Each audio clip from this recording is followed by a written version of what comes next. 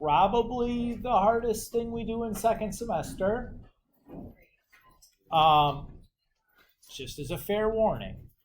So there's kind of two things that tend to make this chapter difficult for students. So the first half of the chapter, like the calculation stuff that we'll do, is pretty easy, but there's a lot of vocab and a lot of notation that's going to be kind of new. So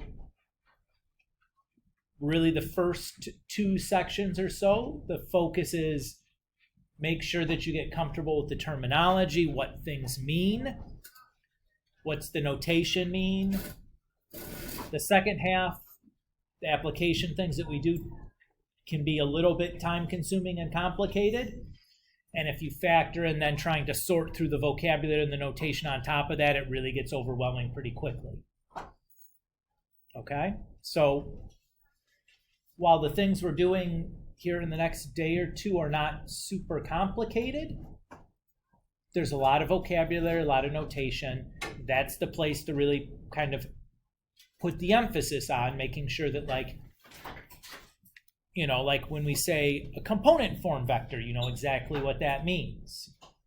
Or you see the symbol like vertical bar, vector V, vertical bar, you know exactly what that means. So that's kind of where we're getting at, okay?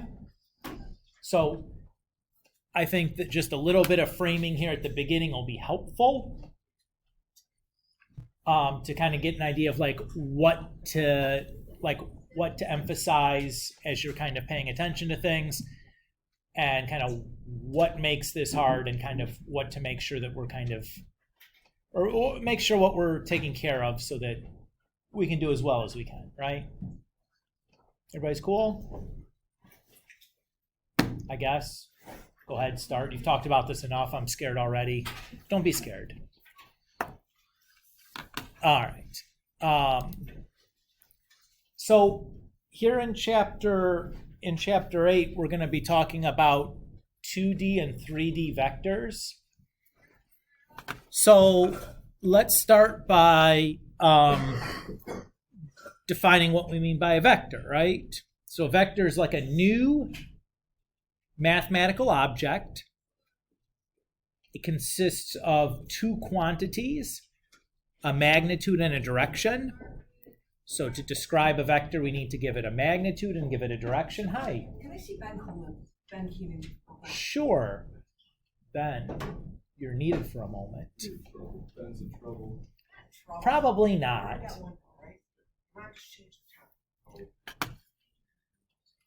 So let's kind of write that down then.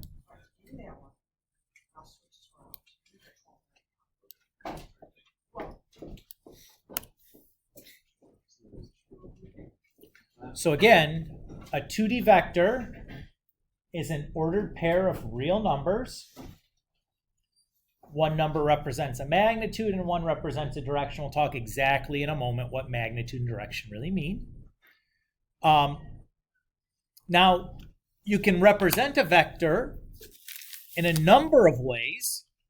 Obviously, you can write down like here's a vector and its magnitude is this and its direction is this. Like, that's fine if it, you know, a vector is a magnitude and a direction, then just you can state those things. You can also represent them in what's called component form. So the notation we use when we write a vector, when I type it on a piece of paper, we'll use a capital or a bold-faced letter to show something's a vector. When you write it down on a sheet of paper, we'll put like a little vector hat on it. So it's like half an arrow to show that it's a vector. And then we have this wedged bracket. And we have like a one component, comma, a second component. And another wedge bracket. So again, using a wedge bracket is important because it shows us that this is a vector. It's not in a point in the xy axis. It's not an interval from like something to something. It's a vector in component form. Okay? So when we talk about a vector in component form, what that really means is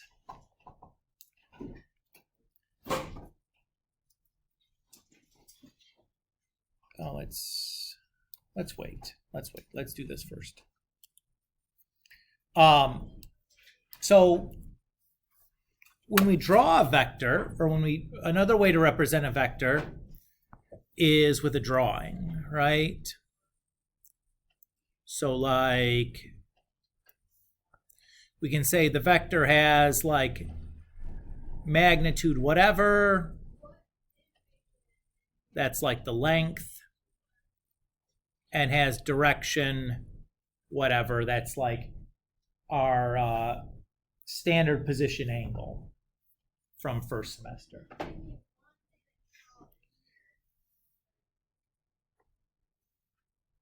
But this vector I've drawn here centered at the origin, or whose tail is at the origin, right? That need not be where it is, the case, like, could be anywhere, right? Everybody agree with that? Now, when we write a vector in this component form, the understanding is that the vector's tail is at the origin,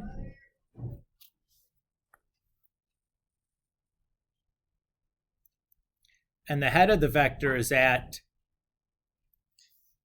the point like AB, if this is the vector component AB. So that's the idea.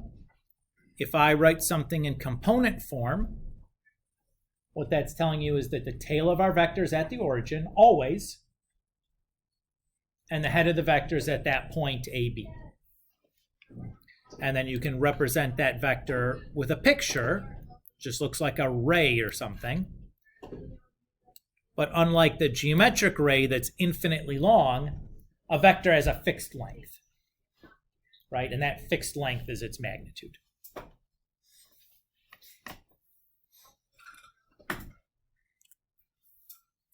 Okay with that idea? So what if we described a vector instead by the location of its tail and the location of its head?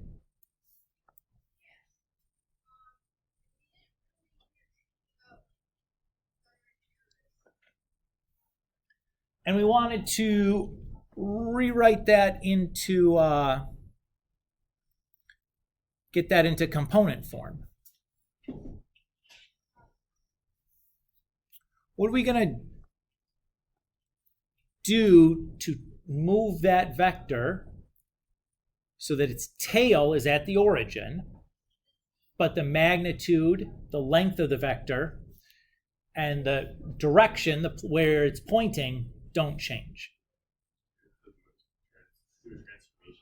Yeah, we're going to transform that vector. Specifically, the type of transformation we're going to do is the translation. We're going to shift it. How much are we going to have to shift it?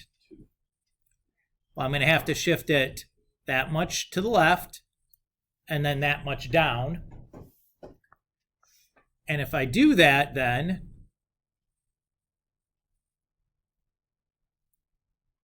I have the same vector. It just changed location, right? If you remember, translations preserve all the identity of your object that you're translating. It just changes the location of it, right? So the orientation of the object stays the same. The size of the object stays the same. The only thing that's changing is the location, right? So if we think about that, if this was the point like x1, y1, to move this vector, we subtracted x1 from each x coordinate along the vector, and subtracted y1 from each y coordinate along the vector, and that'll rewrite it. Everybody agree with that?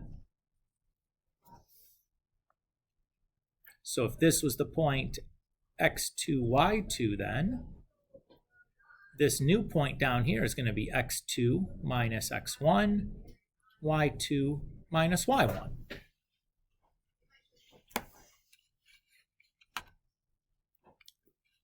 We're going to formalize that idea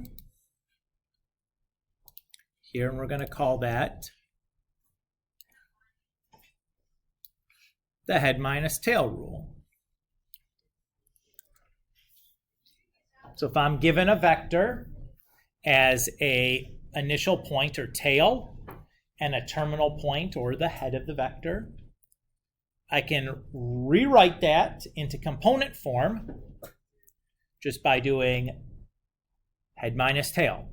The x-coordinate from the head minus the x-coordinate from the tail, y-coordinate from the head minus the y-coordinate from the tail. Nolan. Is the head the arrow part or the top part? So the head of the vector is the arrow, the tail is the not arrow, is the beginning. So if you think about it as a ray, the tail's the start, and the head's the end. Right? Everybody's okay with that? Now, the reason that we want to get things into component form is that as we go forward, the things that we do in the future are much, much easier to do with a vector in component form as opposed to any other representation. Okay? All right. So that's this idea of a component form. We had mentioned that the magnitude of a vector is equivalent to its length. So, if I have some vector here, how would I calculate how long the segment is made up by this vector? Yeah, we could use the distance formula if you go back to geometry.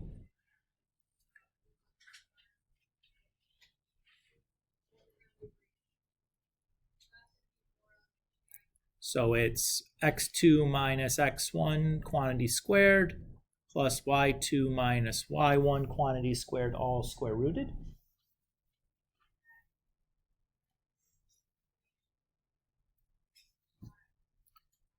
And what happens if we had a vector in component form?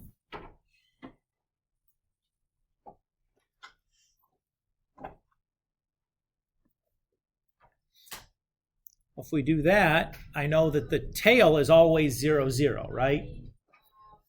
So if I do the distance formula here,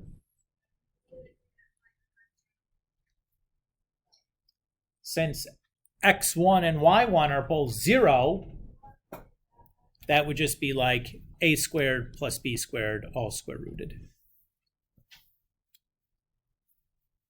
Now, we give a special name or a special symbol for the magnitude of a vector. So we use a vertical bar or a pair of vertical bars around the vector to indicate the magnitude. Now keep in mind, we've used these vertical bars a bunch of different times for things in math, right? So probably the first time you encountered these was in pre-algebra for the absolute value. Then we've seen them again where you do the cardinality of a set. We saw it again as the determinant of a matrix.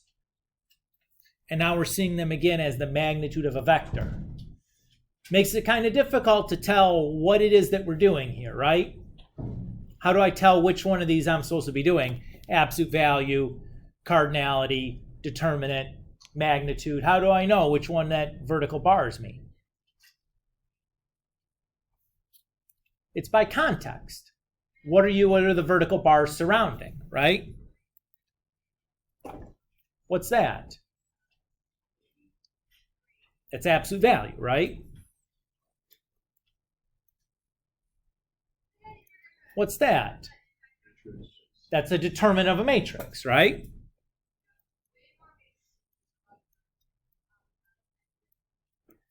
What's that? The cardinality of a set.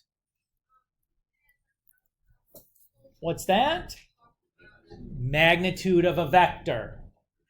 There's no such thing as an absolute value for a vector. That's not something that exists. The vertical bars always mean magnitude. Is everybody okay there? So just kind of formalizing that.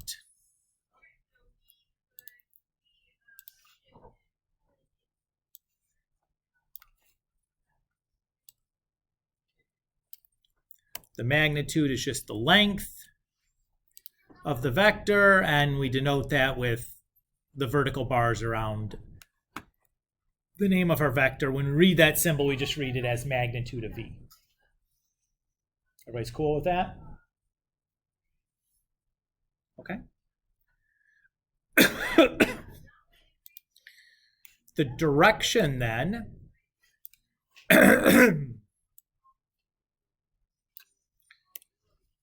how we describe which way that arrow is pointing is just using a standard position angle in the xy plane. Now, typically, directions are going to be given between 0 and 360. Why no magnitude's less than 0? Because it's just going to be coterminal with something between 0 and 360, and we don't care how many spins you're doing. We just care where the vector, the vector is in relation to the xy axis, or to the origin, we should really say. But here, what do we really mean? Yeah, that means it's provided that your vector's in component form, right? If your vector's not in component form, drawing a standard position angle doesn't make much sense, right?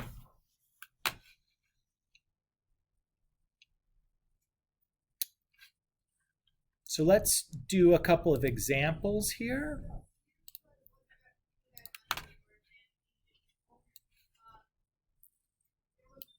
So let's think about this question.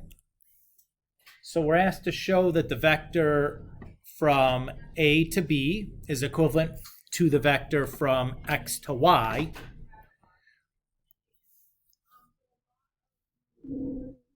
What is equivalent going to mean in vector speak? How do I say that two vectors are equivalent? And yeah, so the magnitudes are equal and the directions are equal. And that's going to be the same as the component forms being equal, right? Now, which one is going to be easier to get from the pair from 2 points, the start and end? Is it going to be the magnitude and direction or the component form? The component form. That's what I would do as well. So the first vector, the vector from A to B, tells us that A is the tail and B is the head. Everybody read that the same way? So if I use the head minus tail rule,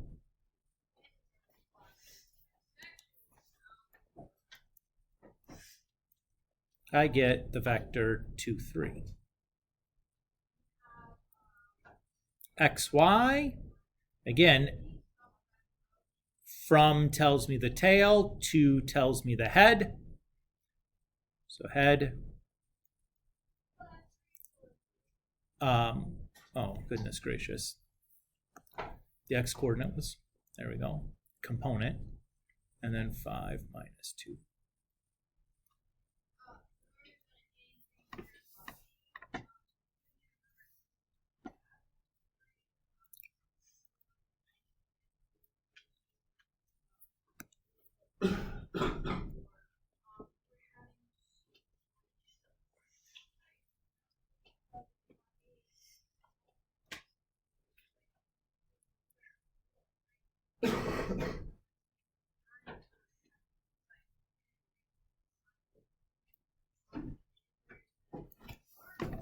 So again, because those two vectors have the same component form, they have to be equivalent.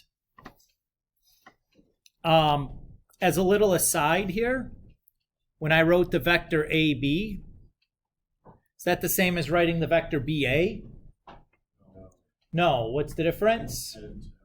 Yeah, the head and tail, right? That the tail needs to line up with the tail, and the head needs to line up with the head of the vector topper that we put on there, right? If I had drawn it this way, which I would never do, is that okay? Is that still the same thing as the other vector? That's still the same thing, right? Because notice the head is still above B and the tail is still above A, right? Now, I would never write it that way, but not incorrect if you do. Feel okay? So far, so good? Just a lot of names and notation so far. Nothing terribly complicated. So again, like, what do we have here? Oh, we'll write this down. We had kind of worked through why this would be the case. Oh boy, that's not where I was supposed to go.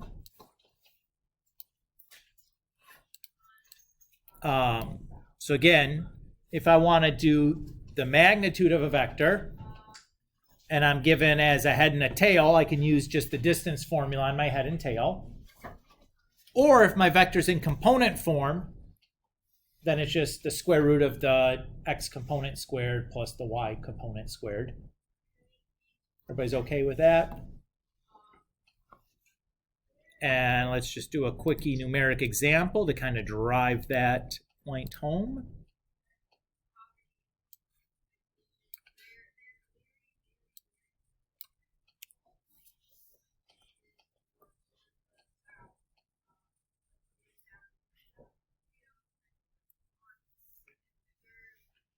So in part A,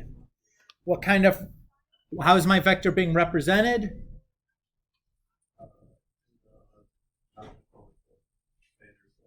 Yes, well, standard form and component form are kind of interchangeable there, so that's fine. Either verbiage would be okay.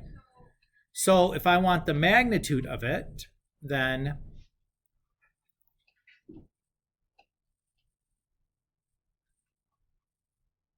I can just do that, right?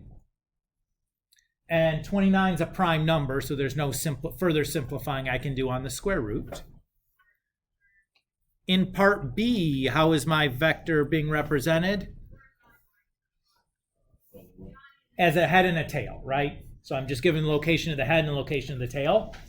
So either I can use the distance formula, or I could convert it into component form and then use the component form formula. Notice that this is exactly how I would get the A component for my component form. And this is exactly how I'd get the B component for my component form. So it's like 6 of one, half dozen of the other. Whatever way you want to think about it is fine. Now, typically when I'm doing a problem like this, it's generally more involved than just like a single magnitude calculation. And the component form is often helpful in the future.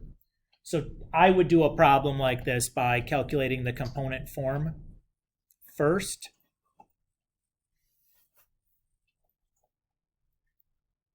And then doing the magnitude of that. Yes, you would get the same answer either way. Generally, this is what I do because the component form is often helpful other places, which I may not get just for freebies if I just did the distance formula. Now, I can simplify the square root of 98. How do I simplify a square root of 98 like that?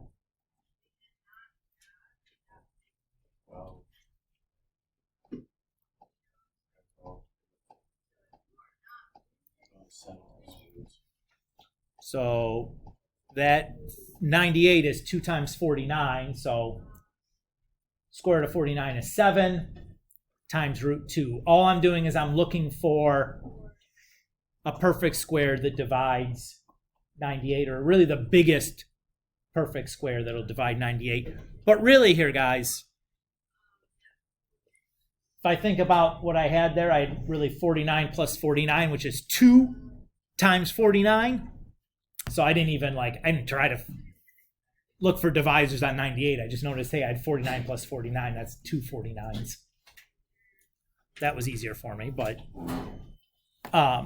mental math is whatever. Okay.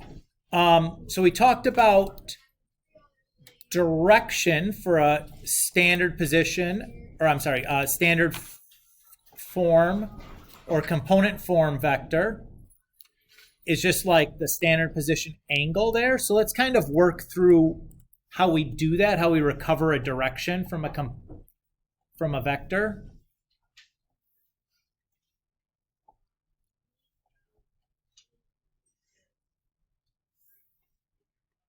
So the first thing I'm going to do is I'm going to just convert this vector to component form. So ending at -5, 10 means that's the head.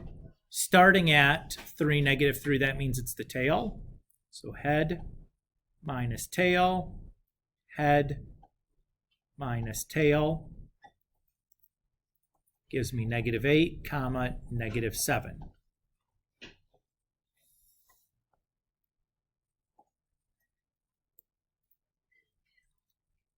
If I graph this, -8, -7 is down here. So there's my vector v. Everybody's cool? And then we're just looking for that angle. So if you think about back to first semester, the way we did this is we did 180 plus this angle phi.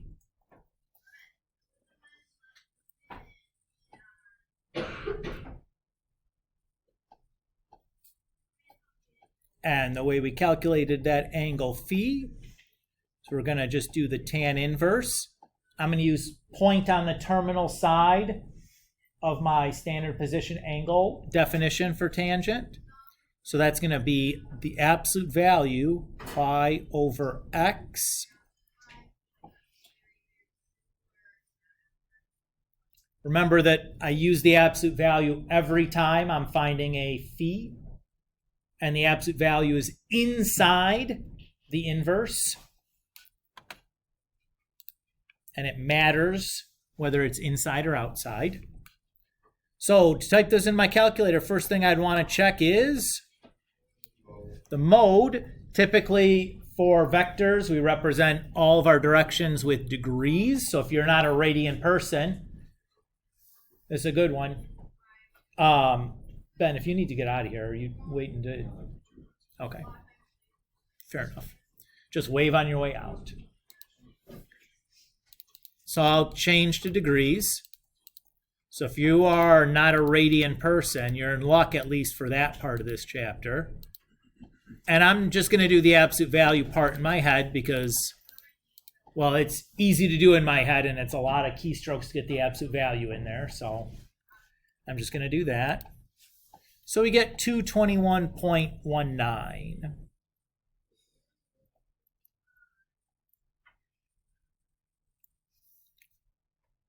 And this is the exact same method that we used to do this in first semester, right? So this is good. I'm happy with that. I love it when it's just like recycled ideas, where all I have to do is take something I already learned and apply it in a new way. Thank you very much. I'll take that all day long. I guess they asked for a magnitude on this also. We didn't do the magnitude yet, huh? Well, that's easy enough. So -8 squared plus -7 squared. 64 plus 49 is 113. And that doesn't have any perfect square factors to it, so I'm done with that guy.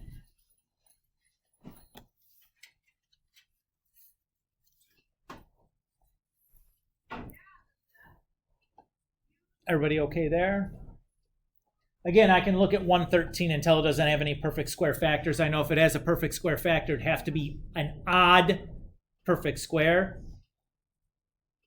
9 doesn't divide it because the sum of the digits isn't a multiple of 3. 25 doesn't divide it because it doesn't end in a 5 or a 0. 49 doesn't divide it because I can tell it's bigger than 98 but smaller than 147. And then the next one is 81, which is more than half of it, so I'm good. I know there's no perfect square. I guess 11 is the next one, which is 121, which is even bigger than that. So I'm in the clear. Everybody's cool with how I just kind of did that quickly in my head? Not that you couldn't have used your calculator to check all those things, but you know, like we're talking. We're just talking, right? Mental math is helpful. Okay. So what have we done so far? Let's just kind of summarize here for a second. So we've talked about how to go from like component form, or I'm sorry, from head and tail to component form, right? We've talked about from component form how to get a magnitude and a direction. And I guess if we have a picture, we can get the head and the tail off of the picture by just reading the points and then take that to component form from there. What if we want to go the opposite direction? What if I give you the magnitude and direction and I want to get the component form back out of that? So let's think about what's happening there. I would start by drawing a picture. So let's say we have vector v, where the magnitude of v is just, I'll call it k, and the direction for v is, I'll just call it theta.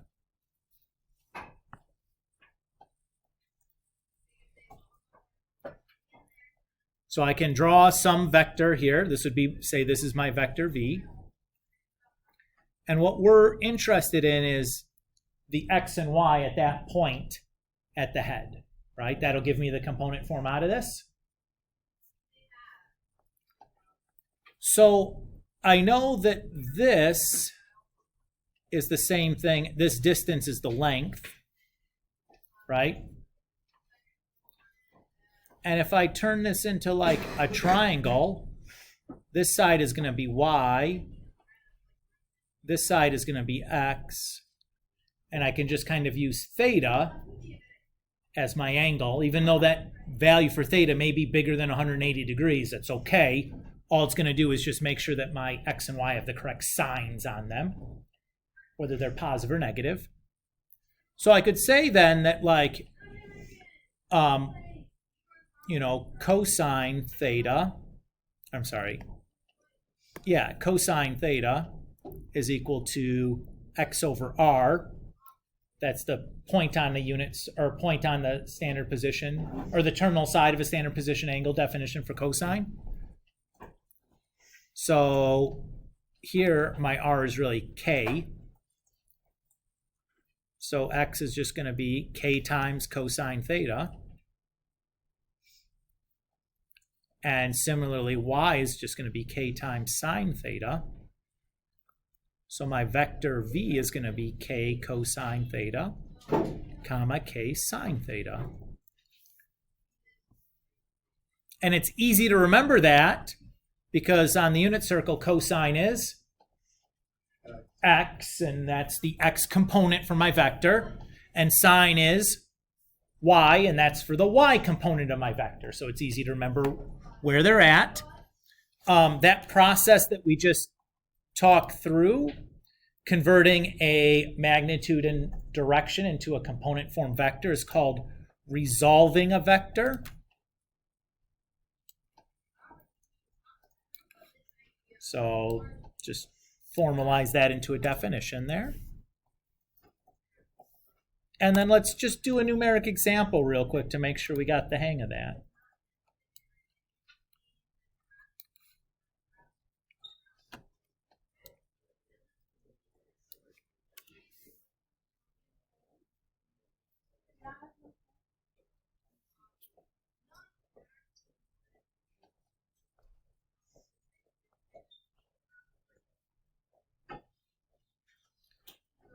So the direction and the magnitude. So U is just going to be 5 cosine 224, comma 5 sine 224. It's calculator time from there.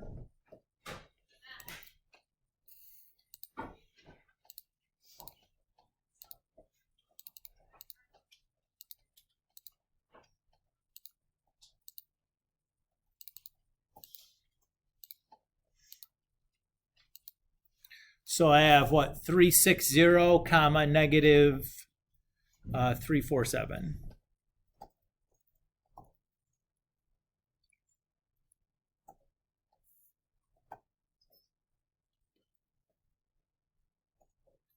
Is there a way for me to kind of check this? Well, there's a kind of check. If I draw a 224 degree angle, that should be in quadrant 3.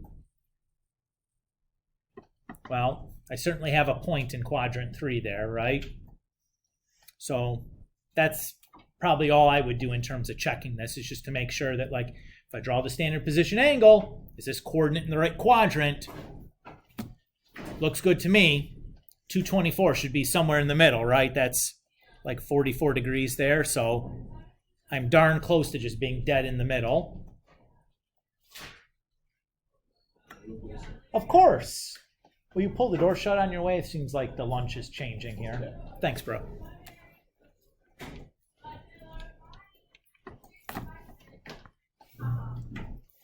Okay. So we've done now. We can go from magnitude and direction to component form and back from component form to magnitude and directions. Everybody's cool? That's section 1. In section 2,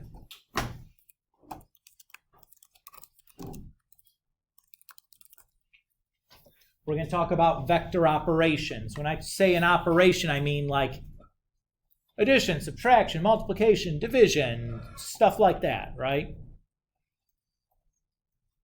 So in section 2, what we're going to do is we're going to figure out, do these standard operations even make sense to do to a vector? Or do to two vectors?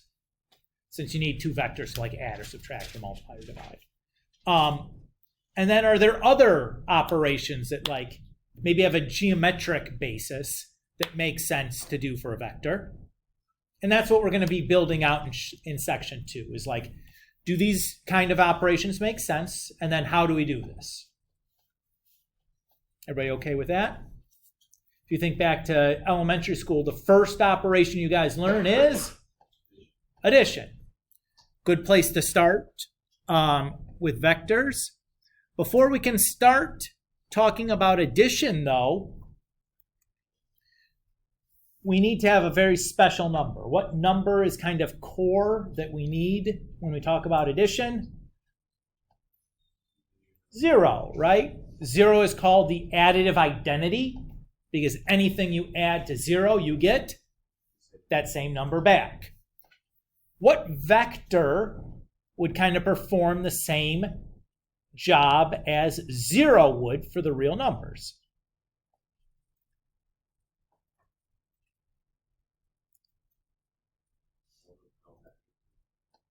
Okay, should have no magnitude. Absolutely. What would its component form look like? Let me ask that question. 0, 0. Yeah, 0, 0.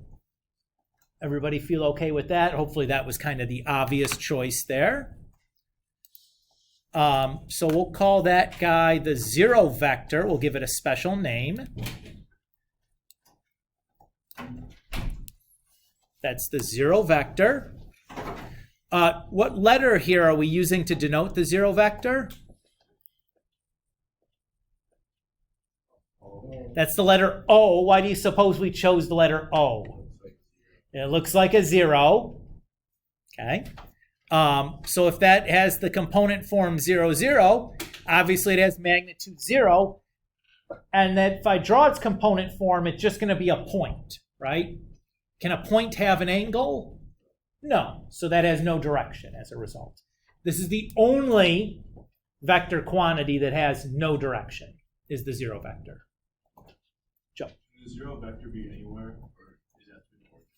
Well, the component form representation of the zero vector is always at the origin. But if you want to talk about like the vector from 1 to 1 to 1 to 1, that's just going to be a point at 1, 1. I mean, that's a zero vector still. Yeah, But its component form would be at 0, 0. You know what I mean? Yeah. And really, when we do these vector operations, we're always going to be using component form because it makes life massively easier. All right. So let's think about what it would mean to add two vectors, right? So let's say that we have, this component form vector 1 and maybe this component form vector 2 here.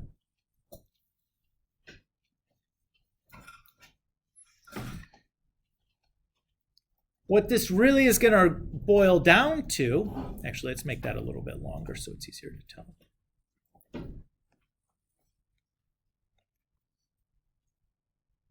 Okay. What this is going to boil down to is me picking up vector 2 and translating it so the tail of vector 2 starts at the head of vector 1. Everybody's okay with that? And then if I draw that new standard position angle, or component form vector, too many words, that's going to represent V1 plus V2. Everybody's okay with that? So let's think about what this point up here is going to be. What this point up here is going to be.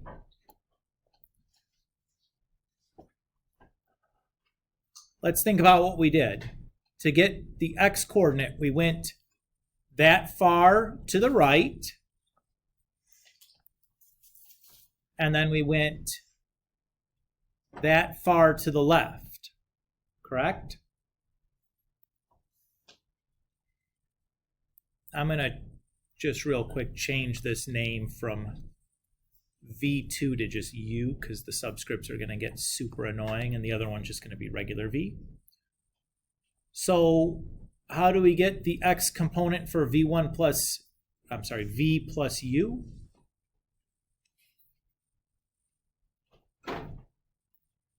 I'm just going to do V1 plus U1.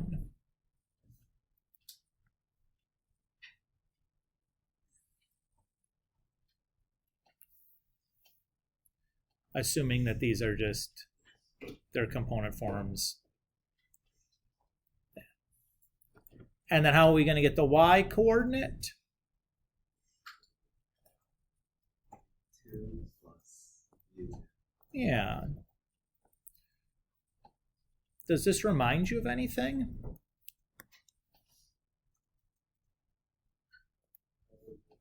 Do you remember last semester when we did those navigation problems? Remember we added the two components together? This is exactly what we're doing. We're adding vectors and you didn't even know it. What? Well, that's wonderful. Let's just kind of formalize this then into a definition because that's kind of what's going on.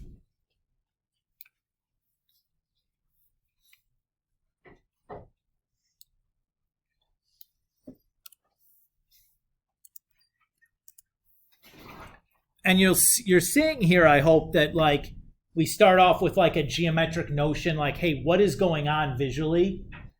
And we're going to use that to reason out, like, how can I do this without having to draw this giant annoying picture? Right? That's the kind of the pattern that we're going to see over and over and over again. All right. So what we're seeing here is that the addition of two vectors is basically just like I'm kind of translating one vector, the start of one vector to the end of the other vector, right? What are some of the other geometric transformations that we could do? Reflection. Mm-hmm. It's not the one I'm looking for, though. That is true. Yeah, called a dilation, right? The stretch or shrink. Now, we stretch or shrink a vector. What's going to change that vector? Magnitude. What's not going to change? Direction-ish. It might change a little bit, and we'll explain why in a minute. So the name we're going to call that is going to be scalar multiplication is what we're going to call that process. So if I take, this is the vector v, and like I double its length, we'll call that the vector v2, or I'm sorry, 2v. Right? So all we've done is we've stretched that vector to be twice as long as it was before. Notice the direction is exactly the same. It's still pointing the same direction. Right? We've just changed the length of it. So when Mr. Kulik said you could change its direction-ish, what could I multiply v by to change its direction? Okay, sure. What non-zero number, though, could I also multiply it by? There's lots of them. Any negative number, right? So this one could be like negative v, or it's the same length, it's just pointing in the opposite direction. So let's just say, for example, for v, that direction is 45 degrees. What's the direction for negative v going to be? Yeah, 225. How did you get that? Yeah, that this angle, to make it opposite, is 180 degrees. So to find the direction, or the opposite direction, what are we going to be doing? Or if it was bigger, if the direction, or if the angle was already bigger than 180, subtracting 180, right? Is everybody okay with that notion? Okay, so let's write down our formal definition here for what we're talking about doing here. So that process that we're just kind of talking about is called scalar multiplication. Oh, that was not where I thought that was going to be at. Try it there. Okay.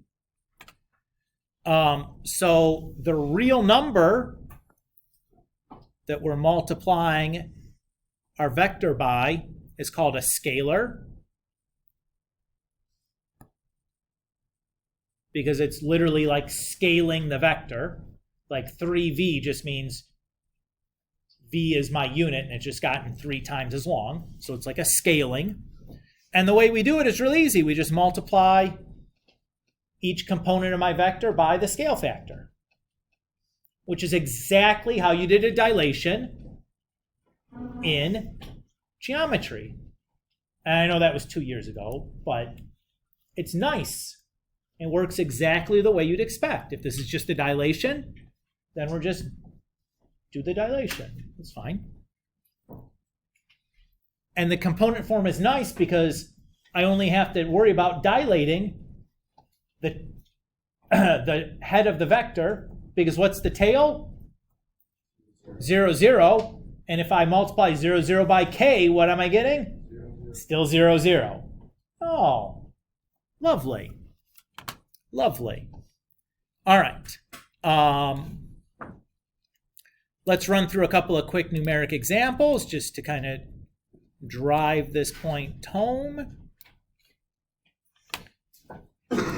So here we have a vector u and a vector v, and we're looking to compute a bunch of different vector operations questions. So U is the vector -2, 4. And V is the vector 7, 3.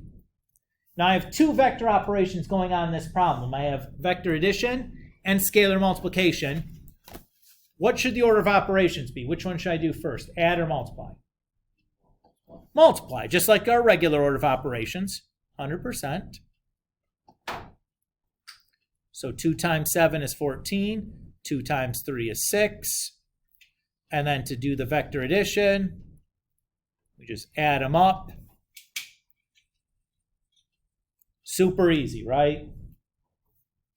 Just understanding what the notation is saying. So 4v is just going to be 4 times my vector v. So 4 times 7 is 28. 4 times 3 is 12. No problemo there. Next one, 5v plus -3u. Vector v is 7, 3. Vector u is -2, 4. 5 times 7 is 35. 5 times 3 is 15. -3 times 2 is 6. And -3 times 4 is -12. So we end up with 41, 3.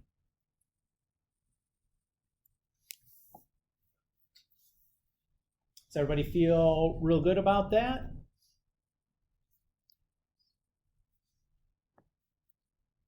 If I look at this part right here, what might you be tempted to call that?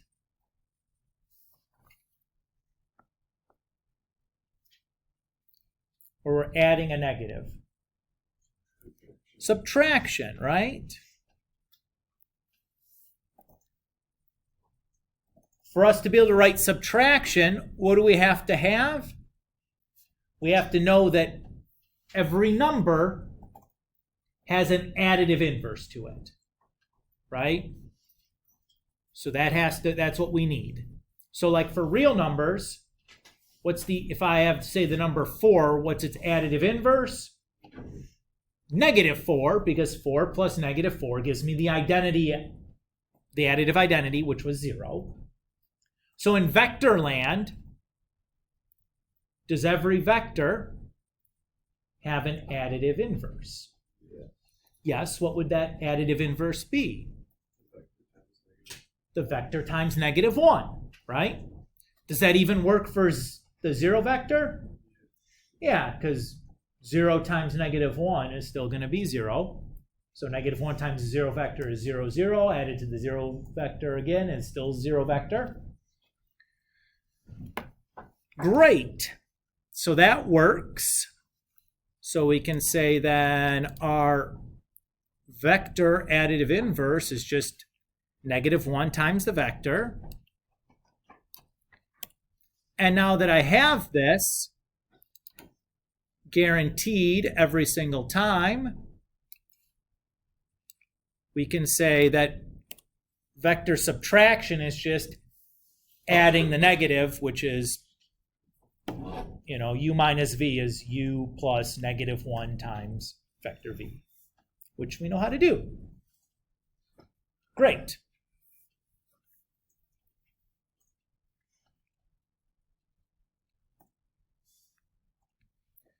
Does everybody feel so far so good?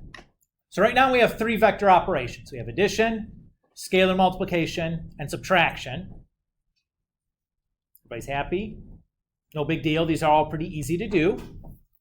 The last little bit here, we're going to focus on a special kind of vector.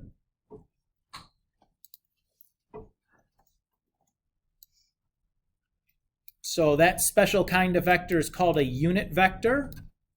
And a unit vector is just a vector that has length 1 or magnitude 1. Same idea.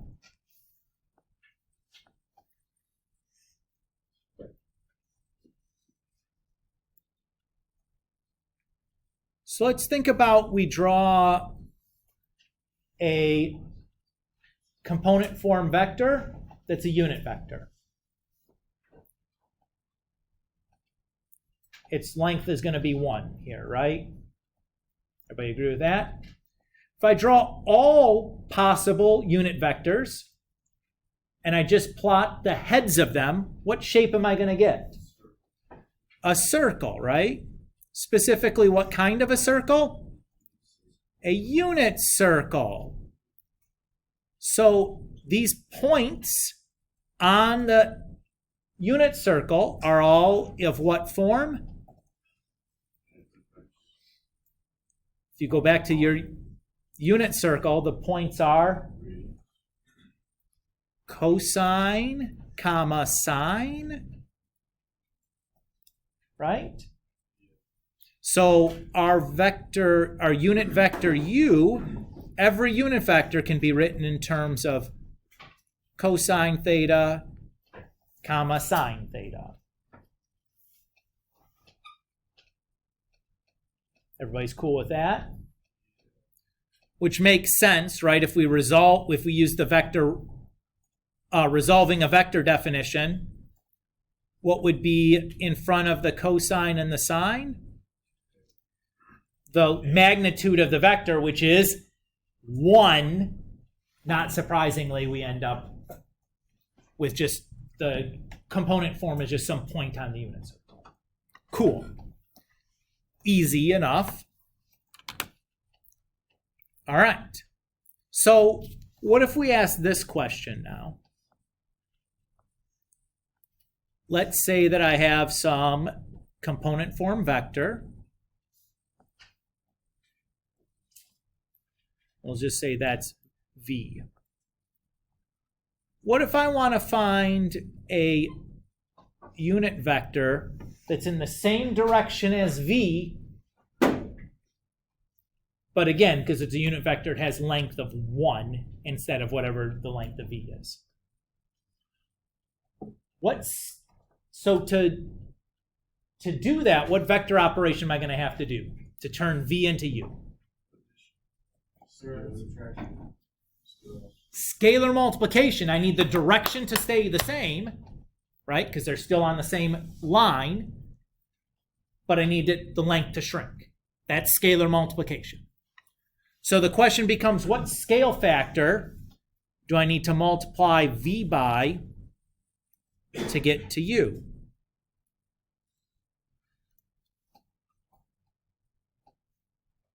What is the length of V currently?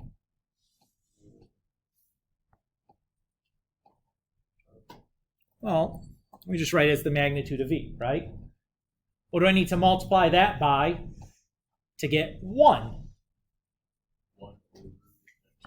That's exactly right. Excellent. So if the length of V was 5, I just need to multiply it by 1/5, and I'll get back a unit vector. Let's formalize that then, or that idea.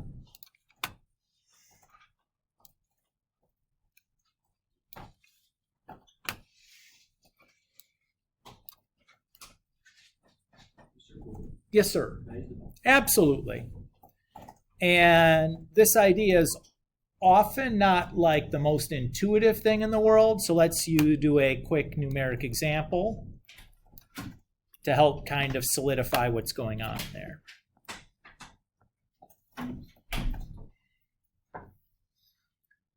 So if I want a unit vector in the same direction as this vector V,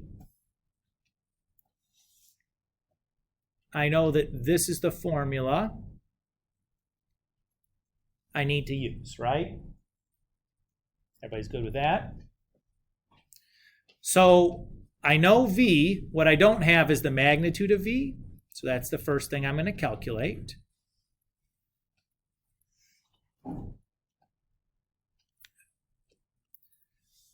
Doing too much in my head. And again, I recognize square root 61. 61 doesn't have any perfect square divisor, so that's fine the way it is. So we're going to do 1 over the square root of 61 times 5 negative 6. When I do that scalar multiplication, I multiply 1 over the square root of 61 to both components.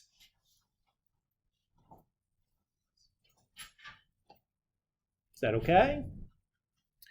And then typically we don't leave a square root in the denominator. So if I rationalize my denominators,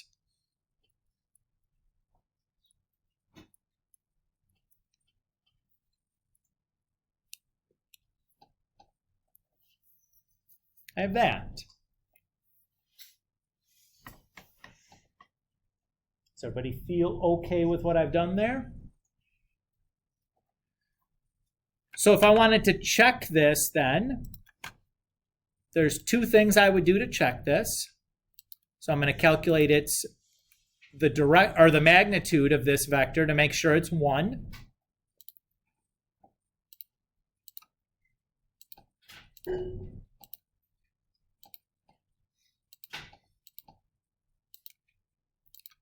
So again, that's just going to be the x component squared plus the y component squared.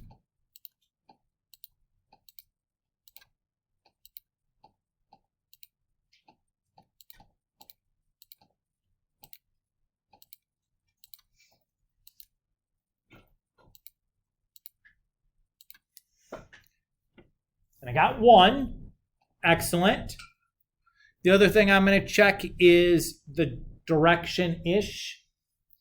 Basically, all I'm going to do is tan inverse of y over x from v, and then tan inverse of y over x for the other one.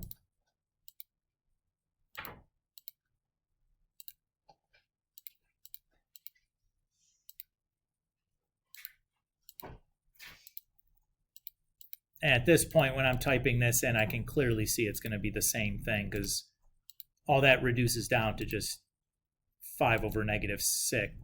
Oh, I did it wrong. That should be, y should be on top, dum-dum, right?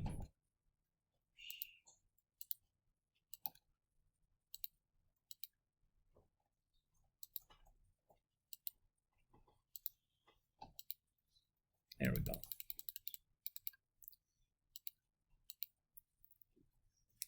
So same direction as well. Again, that last part on the calculator, do you need to do that? No, that was just me kind of demonstrating how I could check that if I were so inclined. We'll see that the unit vector here becomes an important part of an application here in the next, I don't know, class or 2. All right. So we've got this special kind of vector called a unit vector. Now there's 2 special unit vectors now that we're going to give names to. Anyone with a guess as to what those 2 special unit vectors are?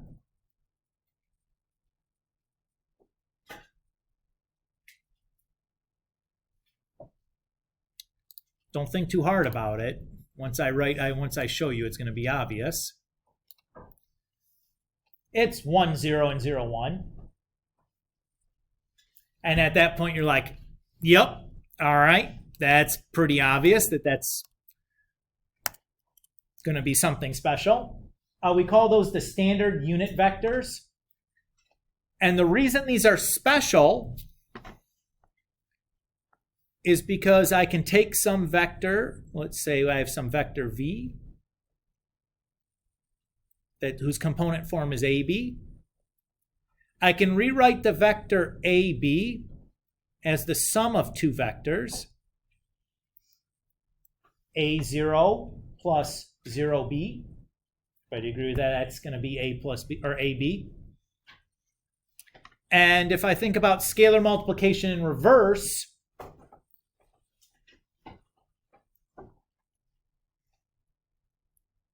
I could think about that as A times the vector 1, 0 plus B times the vector 0, 1. Everybody agree with that?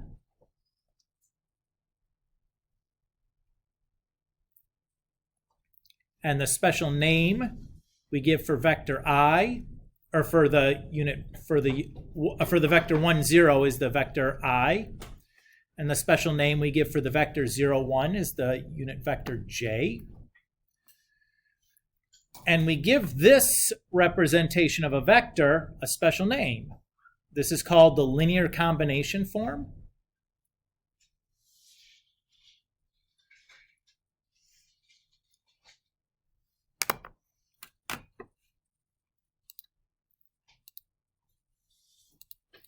And for right now, all we're really going to ask you to do is to convert back and forth between like a component form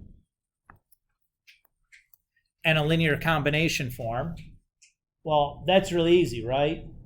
All I do is I take the x component from my component form and stick a vector I at the end of it, write a plus, and then take the b from my, or the y component from my component form and stick a j after it, and we're done.